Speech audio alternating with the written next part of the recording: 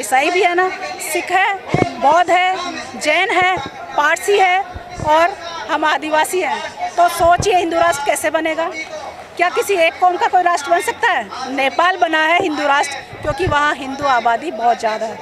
आपको पता होना चाहिए हिंदू और मुस्लिम के बाद तीसरी बड़ी आबादी हम आदिवासियों की है।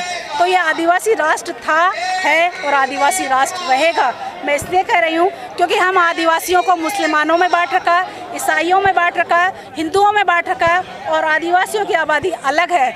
उस आबादी के हिसाब से हम तीसरी बड़ी आबादी है इस मुल्क में, इस देश में, भारत में, हिंदू और मुस्लिम के बाद।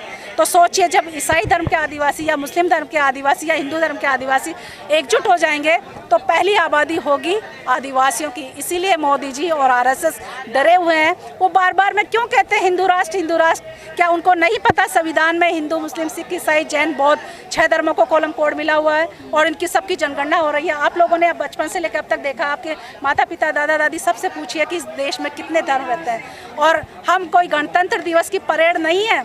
उस परेड में जब आप देखते हो, कौन से रंग देखते हो आप? वो आदिवासियत के रंग होते हैं, वो पूरे देश भर के आदिवासियों के रंग होते हैं और वो जीवंत लोग हैं जो इस धरती, इस जंगल ज़मीन के लिए हमेशा से संघर्ष करते रहे। 1857 के संग्राम से पहले 250 साल पहले से वो संघर्ष करते रहे हैं और आज भी संघर्ष कर रहे हैं।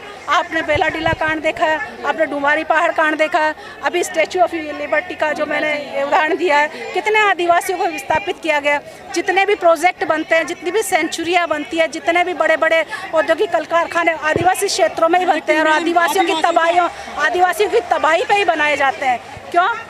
ताकि उनको बर्बाद किया जाए, उनका विस्थापन किया जाए, उनकी भाषा, संस्कृति, उनके साहित्य से उनको दूर किया जाए। कभी मोदी जी ने कहा है कि आदिवासियों ने इतना बलिदान दिया है तो उनके लिए कुछ किया जाना चाहिए? इतने बड़े बड़े स्टैचू लगा रखे हैं। मैंने उदाहरण दिया, शंकराचार्य का दिया, हनुमान जी का दिया, राम जी का दिया। उन्होंने देश की आज़ादी में कोई योगदान दिया था क्या? या कोई योगदान रहा है किसी भी प्रकार का? आप खुद अपने दिल पे हाथ रख के देखिए कि ऐसे स्टैचू का कोई योगदान सीमा पे रहा, सीमा के अंदर रहा, बीमारियों में रहा है, रोजगार में रहा है, या शिक्षा में रहा है, या स्वास्थ्य के लिए रहा है? तो मैं सैल्यूट करूंगी उनको कि वो ऐसी चीज़ें बना रहे हैं ताकि जनता को प्रेरणा मिले। इतना समय पाएंगे, आपको तो नक्सली घोषित कर दिया सरकार ने और मीडिया ने। देखिए, घोषित करने से कुछ नहीं होगा। हकीकत तो ये है कि जो ये बोल रहे हैं ये खुद घुसपैठी हैं भारत में, ये खुद आक्रमणकारी है। सिंधु घाटी सभ्यता को बर्बाद करने वाली यही कौम है, यही लुटेरी कौम है जो आज देश पर राज कर रही है।